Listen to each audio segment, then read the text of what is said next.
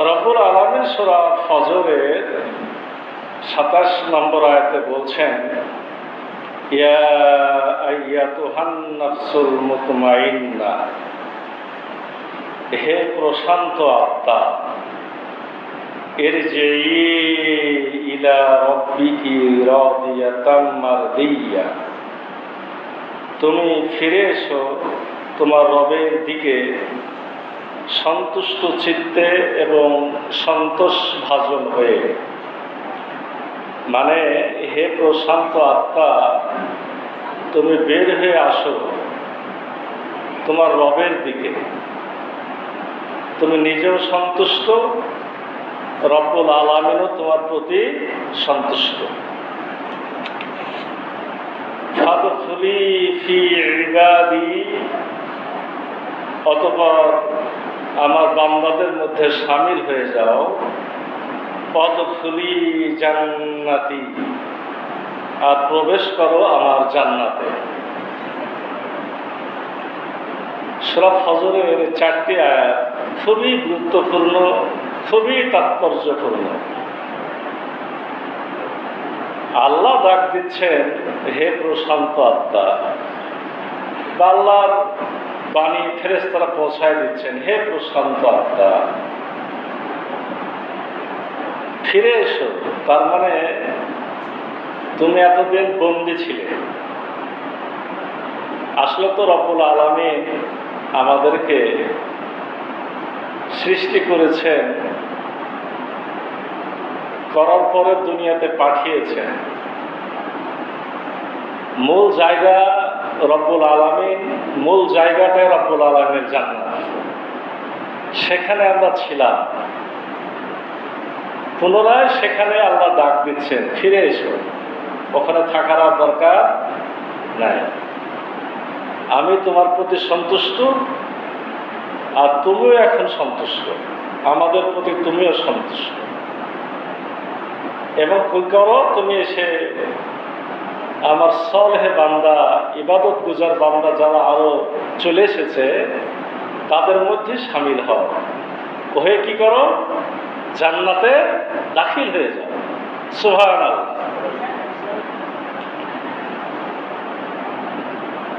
এই আহ্বান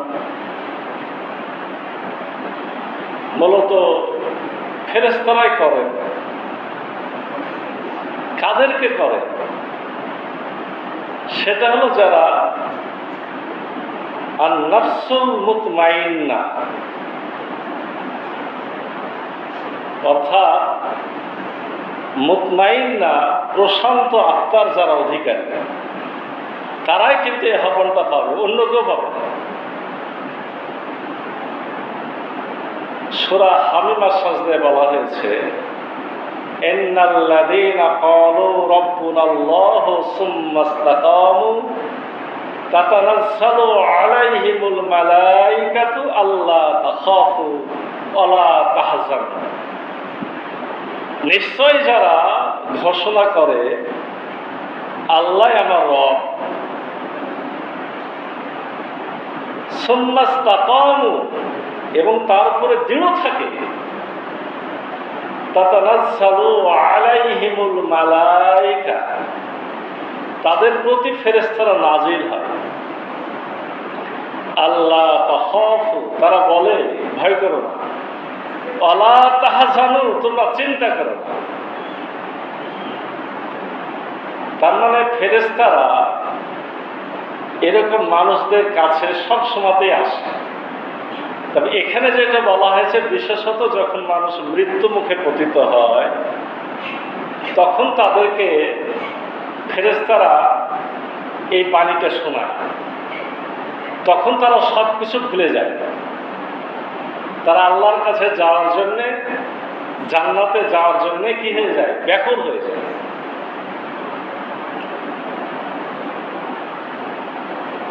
বদকার এবং নেককার মানুষদের মধ্যে তো দুটাই ভাগ, এবং ফলাফল হলো জান্নাতি অথবা জাহান্নামী।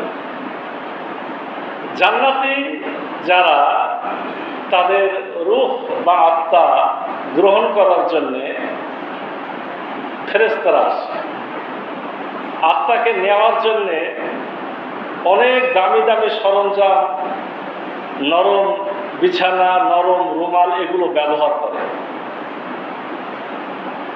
এবং তাদেরকে যখন এই আহ্বানটা করা হয়, বলা হচ্ছে কলসে যে পানি, কলসের পানি যখন আমরা ঢালি তখন যেমন খুব আরামে চলে আসে, ঠিক এভাবে আত্মাটা তখন বের হয়ে আসে। এই আত্মা গ্রহণ করার পরে তারা ইল্লিন, অর্থাৎ একটা সম্মানিত সুউচ্চ জায়গা, মানে যে জায়গাটা বিচার, হাসর, নসর, জান্নাতে যাওয়ার আগ পর্যন্ত যে জায়গাটা এই রুহটা থাকবে সেটাকে বলে ইল্লিন, সে জায়গাতে নিয়ে যায়। এবং প্রত্যেক আসমানের ফেরেশতা, প্রত্যেক আসমান থেকে কিছু কিছু ফেরেশতা এই গ্রুপের সাথে, মানে যে গ্রুপটা আপনার জানটা নিয়েছে তার সাথে কিছু, প্রত্যেক আসমানে কিছু ফেরেশতা ওদের সাথে যোগ দেয়।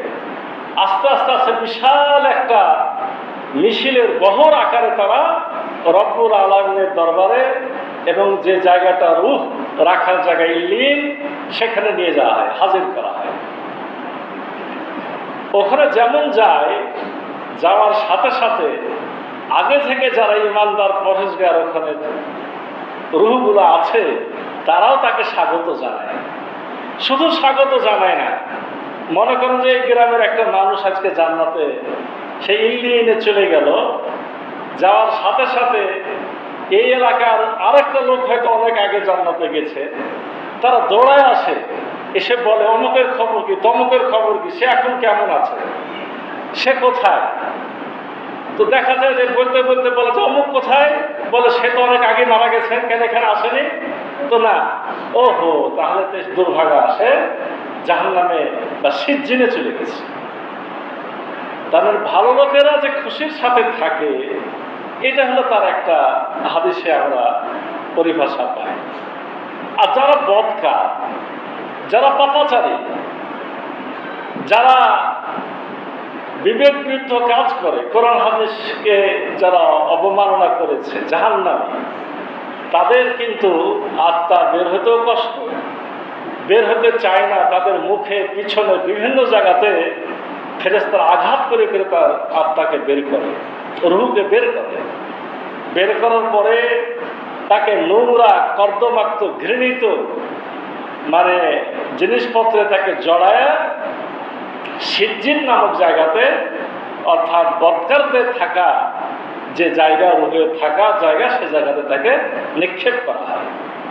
সম্মানিত মুসলিমেরা, এরপরে ইল্লিনে থাকার পরে কোনো কোনো বর্ণনায় তাদেরকে ঘুম পাড়িয়ে দেওয়া হয়। তারা কি করে? ঘুমিয়ে যায়।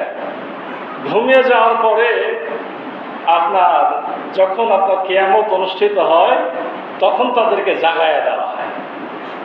জাগায় দেওয়ার পরে তাদেরকে কিয়ামতের মাঠে হাজির করা হয়।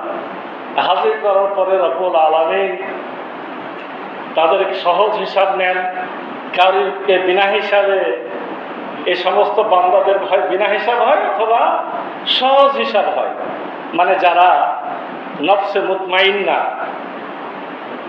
এরপরে যে জান্নাতি মানুষগুলা, ইবাদি মানুষগুলা জান্নাতে যাচ্ছে, বলে তাদের সাথে সামিল হও। এবং সামিল হওয়ার পর কি করো? সামিল হওয়ার পর উদখুলি ফি জান্নাতি, তারপরে তোমরা প্রবেশ করো আমার জান্নাতে। আল্লাহ বলছেন আমার জান্নাতে প্রবেশ করো। এই চারটি আয়াতের এটা একটা সংক্ষিপ্ত ব্যাখ্যা। সম্মানিত মুসলিমেরা, আসুন আমরা এবার এই আয়াতগুলোর কিছু বিস্তারিত ব্যাখ্যাতে যাই, কারণ এটা বুঝতে হবে। বিস্তারিত ব্যাখ্যা কেন? বুঝতে হবে যে নফসুল মুতমাইন্নাটা কি জিনিস। আমাদের এই দেহ, আমাদের যে শরীর আমরা দেখতে পাচ্ছি চোখে দিয়ে, এই শরীর চারটা জিনিসে গঠন করা হয়েছে: পানি, মাটি, তাপ এবং বাতাস। এই চারটা জিনিস আমাদের শরীরে, এই দেহ এই চারটা জিনিস দিয়ে তৈরি আছে। আর এর মধ্যে যে জিনিসটা আমরা দেখতে পাচ্ছি না সেটা হলো আধ্যাত্মিক অংশ। সেটা হলো আরো চারটে জিনিস। তার মধ্যে কি? একটা হলো যে নফসুল মুতমাইন্না, আর একটা হলো নফসে লাওয়ামা, আর একটা হলো নফসে আম্মারা, আর একটা হলো কি সে রূহ। আলোচনার জন্য দরকার যে রূহ এবং নফসুল মুতমাইন্না এর মধ্যে তো ভাগ আছে, এটা বুঝতে হবে। আমাদের এই শরীর যে গঠন করছি, দেহ তৈরি করছি, এগুলা কি দিয়ে তৈরি হয়? এই দুনিয়াবি খাদ্যগুলা খাই। তাহলে মানুষের শরীর গঠনের জন্য খাদ্য দরকার। ভাত, রুটি, মাছ, মাংস যা খাই আমরা, সেটা দিয়ে শরীর গঠন হয়।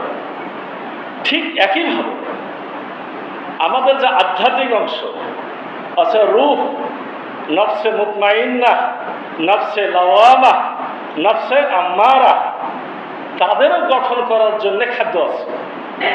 কি আছে? খাদ্য আছে। এই খাদ্যগুলো হলো জ্ঞান, খুব মূলত কোরআনের জ্ঞান, রাসূলুল্লাহর বাণী, সত্য কথা, সত্য উদাহরণ, এগুলো দিয়ে আমাদের আধ্যাত্মিক অংশের খাদ্য। আমি যেগুলো বললাম সব ভালো বললাম। আবার এই চারটার মধ্যেই যেমন নফসে আম্মারা আছে, তার খাদ্য কি? মিথ্যা জ্ঞান, শয়তানি জ্ঞান, যত বাজে বুদ্ধি পদ্ধতি, কলা কৌশল, খারাপ আচার আচরণ, অভ্যাস, সংস্কৃতি, এগুলা কার খাদ্য? নফসে আম্মারার খাদ্য। এ কথাগুলো কেন বলছি? এ কথাগুলো এই জন্য বলছি যে আমার নফসে মুতমাইন্না, তাকে যদি তাহলে তাজা করতে হয়, কোন জ্ঞান দিতে হবে? আল্লাহর ওহীর জ্ঞান দিতে হবে। আপনারা খেয়াল করবেন যে জিবরিল আমিনকে কোরআনে রূহ বলা হয়েছে। খুব খেয়াল করেন, জিবরিল আমিনকে কি বলা হয়েছে? রূহ বলা হয়েছে। আমাদের ভিতরে যে জীবনী শক্তি আমরা একটু আগে আলোচনা করেছি, এটাকে কি বলা হয়? রূহ বলা হয়। আবার কোরআনকেও কি বলা হয়? রূহ বলা হয়। তার মানে আমার যে জীবন, আমার যে আত্মা, আমার যে রূহ, তার মূল খাদ্য হল জিবরিল আমিনের দ্বারা আনয়নকৃত। জিবরিল আমিন যে আল্লাহর কাছ থেকে ওহী নিয়ে এসেছেন, জিবরিল আমিন নিয়ে আসার কারণে জিবরিল আমিনের নামও রূহ হয়ে গেছে। ওই রূহ এই রূহের কাছে কি নিয়ে এসেছে? কোরআন নামক আরেকটা রূহ নিয়ে এসেছে। অর্থাৎ মূল শক্তিটা হলো কোরআনের জ্ঞান। সম্মানিত মুসল্লিয়ানে কেরাম, এজন্য সূরা শামসের মধ্যে বলা হয়েছে কদ আফলাহা মান তাযাক্কাহা ওয়া কদ খাবা মান দাস্সাহা। যে ব্যক্তি তার রূহকে উৎকর্ষিত করলো, পরিশুদ্ধ করলো, সে সফল কাম হলো। অকদ খাবা মান দাস্সাহা। আর যে ব্যক্তি তার রূহকে অবদমিত করলো, নিচু করলো, রূহের সাথে প্রতারণা করলো, রূহকে নিচে বানিয়ে দিল, সে ক্ষতিগ্রস্ত হলো। তাহলে বোঝা গেল যে আমাদের রূহকে বিজয়ী করতে হবে।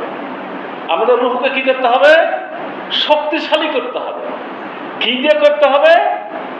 আল্লাহর ওহী দিয়ে, সত্য জ্ঞান দিয়ে, সত্য উদাহরণ দিয়ে। রব্বুল আলামিন দুনিয়াতে যত কিছু সৃষ্টি করেছেন, সে সৃষ্টি রহস্য নিয়ে গবেষণার মাধ্যমে আমাদের রূহকে উৎকর্ষিত করতে হবে। আসল সম্মানিত মুসল্লিয়ানে কেরাম, এখন এখানে দুটো পার্থক্য, একটা রূহ আর একটা কি? ওই তিনটা নফস। একটা নাম নফসে মুতমাইন্না। নফসে মুতমাইন্না মানে নফসে সালিম, অর্থাৎ যে নফস কি করে? আল্লাহ আমার রব রসুল সাল্লাল্লাহু আলাইহি সাল্লাম আল্লাহর প্রেরিত বান্দা, এবং এটা শোনার পরে, এটা মানার পরে, স্বীকার করার পরে এ ব্যাপারে কোনো সন্দেহ করে না। একবার আল্লাহকে রব, রসুল সাল্লাল্লাহু আলাইহি সাল্লাম আল্লাহর প্রেরিত বান্দা হিসেবে গ্রহণ করার পরে এই বিষয়ে কিয়ামত পর্যন্ত সে কোনো সন্দেহ সংশয় করে না। কোরআনের কোনো আয়াতের ব্যাপারে, কোরআনের কোনো নির্দেশনার ব্যাপারে সে কোনো সন্দেহ সংশয় করে না। কোরআনুল কারীম যে সর্বশ্রেষ্ঠ জীবন বিধান, এই কোরআন দিয়ে আমার সমাজ চলবে, আমার পরিবার চলবে, আমার রাষ্ট্র চলবে। দুনিয়া আমরা যত বড়ই সভ্যতা সম্পন্ন মনে করি না কেন, কিয়ামত পর্যন্ত এই কোরআন দ্বারাই যে সেটা সঠিকভাবে চলতে পারে, এই বিশ্বাস যার পুরোপুরি আছে, সে হলো নফসুল মুতমাইন্নার অধিকারী। অর্থাৎ আল্লাহ রসুল, আল্লাহর বাণী, আল্লাহর কালাম, আল্লাহর বিধিবিধানে যার কোনরূপ সন্দেহ সংশয় নাই, সে হলো নফসুল মুতমাইন্না। আসল নফসুল লাওয়ামা কি? লাওয়ামাটা হলো এমন আত্মার অধিকারী যে কোনো সময় ভালো করে, কোনো সময় খারাপও হয়ে যায়। বেশিরভাগ আমরা সেই জায়গাতেই আছি। তাহলে নফসুল লাওয়ামাটা হলো মানে অনুতপ্ত, তবে ভুল হলে সে বুঝার পরে আবার মাপ চায়, আবার ভালো হওয়ার চেষ্টা করে। এটা হলো নফসে লাওয়ামা। নফসে আম্মারা,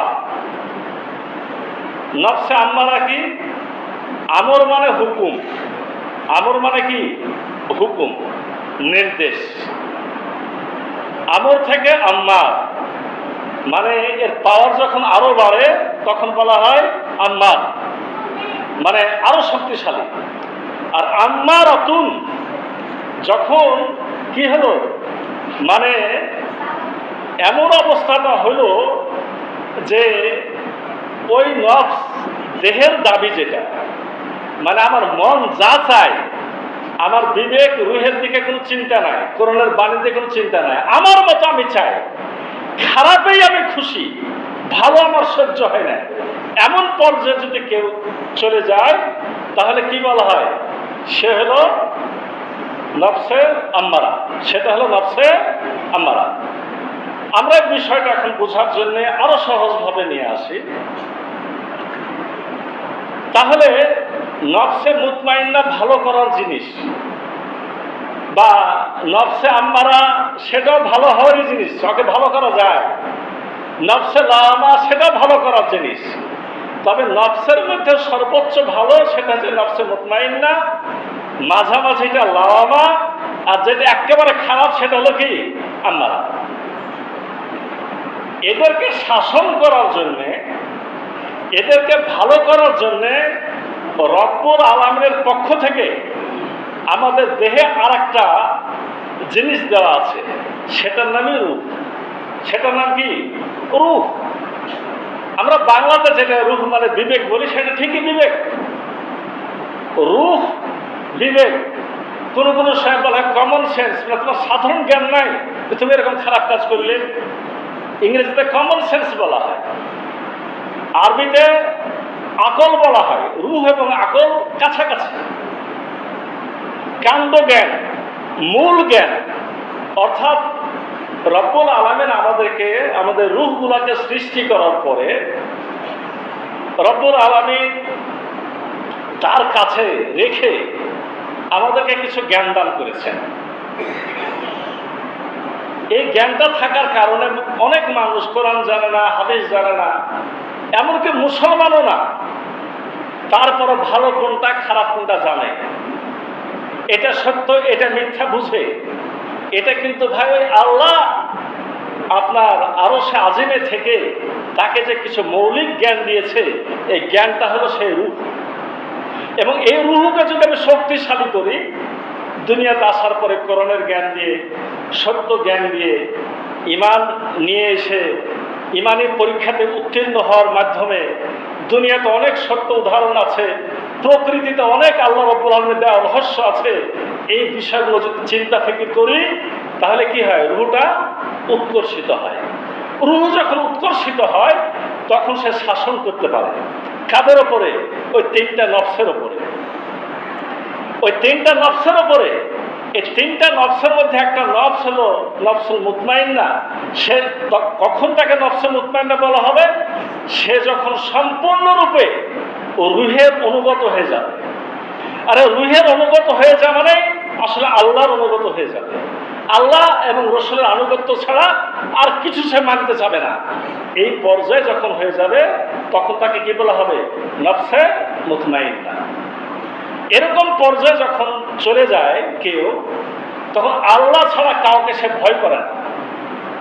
আল্লাহ ছাড়া কি কাউকে ভয় করে না। এবং ঈমান ইসলামের কাজের জন্য যত রকমের পরীক্ষা আসে, দুঃখ আসে, কষ্ট আসে, এই বিষয়গুলো আসে, কোনো কেয়ারই করে না। কারণ তার মাত্রা এমন পর্যায়ে যে আমি তো আল্লাহর প্রতিনিধি, আমি তো এই কষ্টের পরে এটাতে পাশ হয়ে পার হতে পারলে আমি জান্নাতে যাব। বরঞ্চ সে মনে করে যত বেশি পরীক্ষা আসে তত তো আমি আল্লাহর প্রিয় পাত্র হওয়ার সুযোগ পেয়ে যাচ্ছি। সে তখন এগুলাকে কিছুই মনে করে না। এটা হলো নফসে মুতমাইন্না। সম্মানিত মুসল্লিয়ানে কেরাম, সূরা আনাম, সূরা আলে ইমরানের 129-30 নম্বর আয়াতে আল্লাহ বলছেন, ওয়াইজা ফাআলু ফাহিশাতা, যখন সে খারাপ কাজ করেই ফেলে, আও জলামু, নিজের উপরে জুলুম করে। নিজের উপর জুলুম মানে কি? বিবেকের বিরুদ্ধে কাজ করাটা হচ্ছে বিবেকের উপরে জুলুম করা, নিজের উপর জুলুম করা। ওয়াইজা ফাআলু ফাহিশাতান আও যালামু আনফুসাহুম যাকারুল্লাহ, কিন্তু যখনই সে আল্লাহকে স্মরণ করে, ফাস্তাগফারু লিযুনুবিহিম, সে ওই সমস্ত পাপাচার থেকে আল্লাহর কাছে মাপ চায়। ওয়া মাইয়াগফিরু যুনুবা ইল্লাল্লাহ, আর আল্লাহ ছাড়া ক্ষমা করার তো কেউ নাই। এবং ওয়াইজা ফাআলু ফাহিশাতান আও যালামু আনফুসাহুম যাকারুল্লাহ ফাস্তাগফারু লিযুনুবিহিম মাইয়াগফিরু যুনুবা ইল্লাল্লাহ ওয়া লাম ইউসিররু আলা মা ফাআলু, এবং সে ওই খারাপ কাজের উপর আর দাঁড়ায় থাকে না। কোন খারাপ কাজ? ওই যে খারাপ কাজ এর আগে সে করছিল। রব্বুল আলামিন তাদের জন্য বলছেন কি? তাদের জন্য আছে জান্নাত, যার তলদেশ দিয়ে ঝর্ণা ধারা প্রবাহিত। তার মানে এই একটা নফস এই মুহূর্তে লাওয়ামা, খারাপ কাজ করে ফেলেছে, সে যখন অনুতপ্ত হয়ে সম্পূর্ণরূপে আপনার ক্ষমা চেয়ে প্রকৃত অর্থে তওবা করে আল্লাহর কাছে ফেরত আসার পর আর গুনাহের কাজে জড়িত হয় না, তখন সে হয়ে যায় কি? নফসে মুতমাইন্নার অধিকারী।